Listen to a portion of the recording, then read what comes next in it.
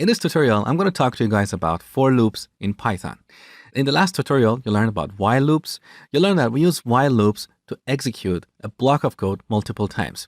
In Python, we have another kind of loop that is a for loop, and we use that to iterate over items of a collection, such as a string, because a string is a sequence of characters. So it looks like a collection. So we can use a for loop to iterate over each character in a string and then do something with it. Here's an example. We type out for, then we define a variable. This is what we call a loop variable. In each iteration, this variable will hold one item. So let's call it item. In here, we type out a string like Python and then colon. So with this for loop, we can iterate over this string. And in each iteration, this item variable will hold one character at a time. In the first iteration, it will be set to P. Then in the second iteration, it will be set to Y. In the third iteration, it will be set to T and so on. Okay. So here we are inside our for block because of the indentation here. So whatever we type here will be executed in each iteration. For now, we can simply print this item. Now, let's run this program and see what happens.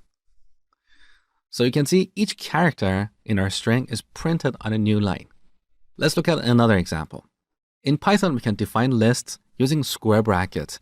So let me remove this string from here and define a list using square brackets. A list is simply a list of items, like a list of numbers, a list of customers, a list of emails, products, blog posts, whatever. So here we can define a list of names like Mosh, John, Sarah, and then go ahead, run our program. So you can see in each iteration, we get one name and print it on a new line. We can also loop over a list of numbers. For example, 1, 2, 3, 4. Let's run it. Again, we see each number on a new line. But what if we want to iterate over a large list of numbers? We don't want to explicitly type out a list with, let's say, 100 or 1,000 numbers. We don't want to type 5, 6, 7, all the way to 100. That is when we use the range function. So let me delete this. In Python, we have a built-in function called range for creating a range of numbers. So we give it a number, let's say 10. Let's run this program. Now we can see here on the terminal, we have numbers 0 all the way to 9. So 10 is not included. So basically, when we call the range function, this range function creates an object. It's not a list. It's a special kind of object that we can iterate over. In each iteration, this object will spit out a new number.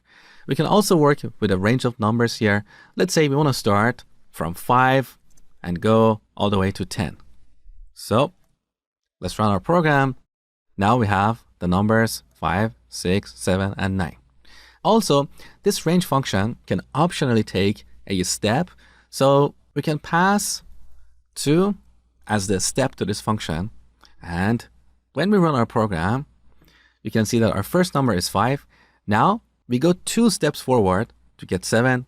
Once again, we go 2 steps forward, we get 9, and that is the end of our range. So this is the basics of using for loops in Python. Now here's an exercise for you. I want you to write a program to calculate the total cost of all the items in a shopping cart. So let's say we have a list of prices like 10, 20, and 30. I want you to use a for loop to calculate the total cost of all the items in our imaginary shopping cart. So calculate that and then print it on a terminal. That's pretty easy, and you should do it in a couple of minutes. So as you learned, we use for loops to iterate over all the items in a collection. A collection can be a string, it can be a list, it can be a range object that is returned from the range function, anything, any kind of object that has multiple items. So in this example, we're going to use a for loop to iterate over the list of prices. So for item in prices, colon, and by the way, this loop variable, we don't have to call this item. We can call it anything. For example, in this case, we can rename it to price. So for price in prices. Now in each iteration, this price will hold one value. In the first iteration, it's going to hold 10, then it's going to be 20, and then it's going to be 30. So we need to define another variable to calculate the total.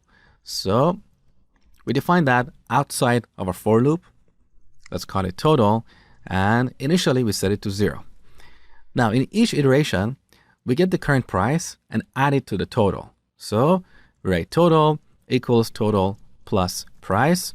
Or, as you learned earlier, we can use the augmented assignment operator to simplify this code. So after our for loop, this total variable has the total of all the prices. We can simply print it here, or we can use a formatted string. So a string prefixed with F. We add a label like total, curly braces, to dynamically include some value in our string. In this case, our total variable. So let's go ahead and run this program. There you go. So the total cost of all the items in our imaginary shopping cart is 60.